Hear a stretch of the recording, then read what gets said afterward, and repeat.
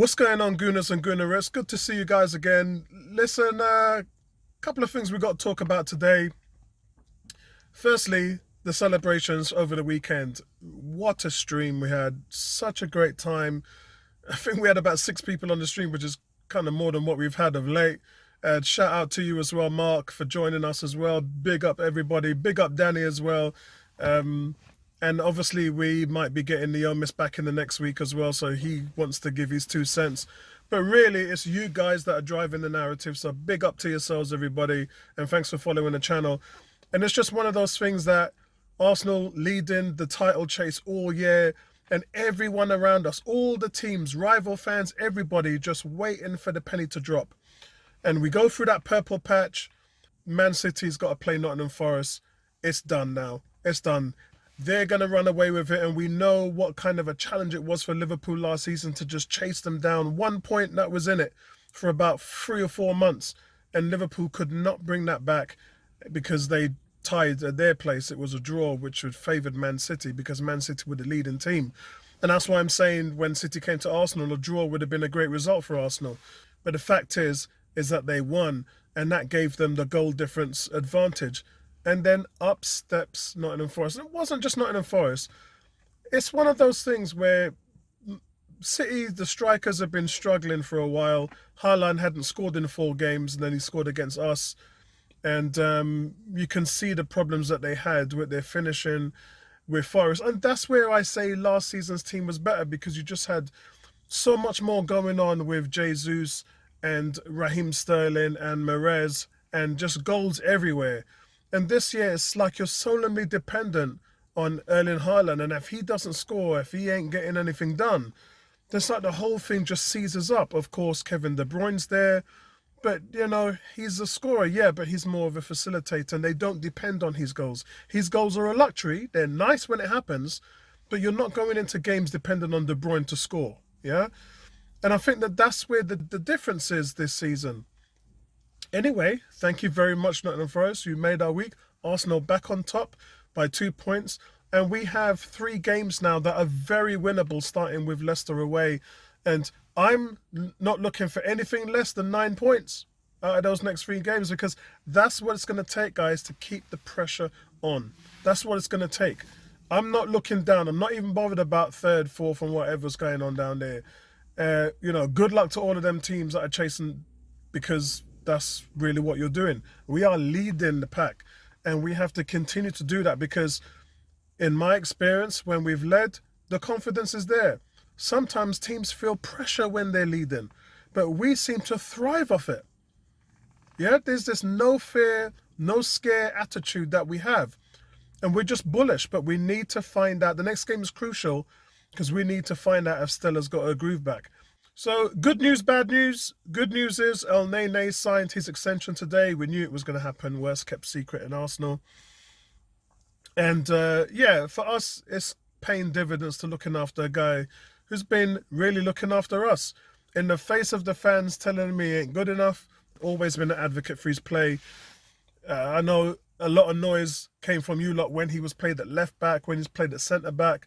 I kept saying to you guys, that's not his position. You put him in the middle of the park, and the Egyptian God will give you his thing. And that's what he's done, game in, game out. He rarely gets a 6 and a 7 out of 10 when he plays, because he gives everything. He's tidy. He has a high percentage of pass, doesn't give the ball away. And that's something that has been a gift, to be honest with you. He's a defensive player, so he gets stuck in. And he's just the type of player that every squad needs. So I'm really happy when he comes back from injury, whether that means next season or anything else. I'm just glad that we've committed ourselves to him. So shout out to you, Elneny. The bad news, though, is that with Kieran Tierney, we're hearing that he might want to quit Arsenal. Well, not might want to quit, but his words are he's considering his future, because he's being frustrated by the lack of action. Now, I know Newcastle inquired about him over the summer, but Arsenal ain't going to sell him. Look, you spent all that time trying to get someone in like Zinchenko to play there, and when you do, the first thing you don't do is sell your player who's been starting there over the last 3 years. That's ridiculous. Personally, I don't think he's going anywhere. He's not playing. It's frustrating, I know. In the dressing room, he's been a very somber person. He hasn't been loud, mind you, he never was really in the first place. He showed everything and his passion on the pitch. He was never one for being that voice in the locker room.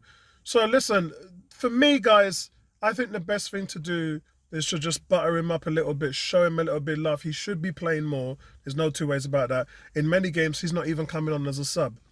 I know that happened in the last game in the dying minutes. But I think with football coming back twice a week now and the Europa League starting, I think that he's going to be playing a lot more. And then slowly and surely those vibes will kind of die down a little bit. But overall, I think, yeah, it's a little bit frustrating for the player. And I understand. And for me, he ain't going nowhere for less than 50, 60 million. Why not? If someone comes in with stupid money, then you pull the trick and you do the deal. Because I think for you guys, what you have to understand is you already have Nuno Tavares in the wings. He's coming back in the summer. So if someone puts in silly money, 55, 60 million for Kieran Tierney, I'm selling. I don't care. I'm selling.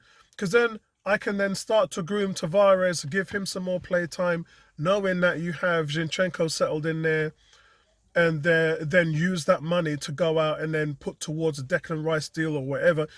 Guys, the one thing that you will have to understand is this math. It's arithmetic. And arithmetic doesn't work in your favor if you keep on spending money. If you're not getting money in, it don't work, guys. It doesn't work. There's no math to it. You just can't keep throwing out millions and millions and millions and millions and getting nothing back in return.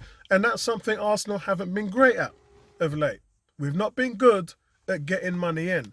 So if you have to sell one or two players, do it, because it helps down the road. Now, look, I've always felt that Tierney's been a competent defender. I've always felt that he was decent going forward. But Zinchenko's levels are just ridiculous. His levels going forward is just ridiculous. And now over the last few games, he's showing me that he's starting to defend a bit now as well. So when it comes time for him to commit himself as a defender, he's actually doing that. So listen, I haven't got a problem with it if it's done. However, my first and foremost is to keep Kieran Tierney, because especially because you're getting into the Champions League next season. Especially because you're getting into the Champions League this season. You need those levels to be maintained. So I'm not really a fan where on the crops now we're getting Smith Rowe, Nelson and Jesus back in the next week or two. We're going to start to be seeing those guys not just on the sub bench but playing some part, and we're just going to get stronger and stronger and stronger, and that's really good because the fixtures are going to pile up. I like the fact that we're not seeing as much as a drop-off now with Jorginho in there, and it gives Partey just that little bit of extra time to get himself fit, and we need that because we need him down the stretch. And I still like the way that Nketiah is putting himself forward. Yes, there's been 3 or 4 games now that he hasn't scored. It happens, guys. Happens to Kane.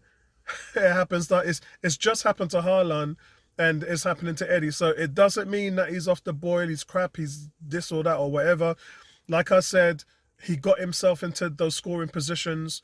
He did so against Man City when he missed the 2 headers, and when he missed the chances last game as well. And he'll find his way back. I've got no problems with that. I like the fact that he was still able to make that goal for Odegaard, which he missed as well. And that's just by his tenacity and his workload. So it's not like this guy just fell off a cliff. I see some of you giving him 4 out of 10.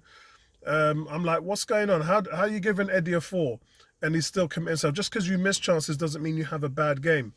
But overall, with the bench starting to come back, I think that's going to be great for us. And a well-rested Thomas Partey as well. So listen, guys, things are looking good. I'm smiling. I'm happy because for me, that means that we're just going to get stronger and stronger and stronger. But Arteta has to learn to rotate. I know he's been really against that of late. In the last 3 or 4 games have shown his hand. But get used to it, bro. You're going to have to mix your team up because the mental and the physical side of this run-in now is going to need you to keep everybody fresh at heart, fresh at mind, fresh at soul, and then go on there to do a job for us. So let me know what your thoughts are in the comment section below, guys. Always good to hear from you guys, and what your thoughts are about Elneny, about Tierney, and what's your thoughts about us getting stronger in the running as well. All right, guys, speak to you later, man. Peace out.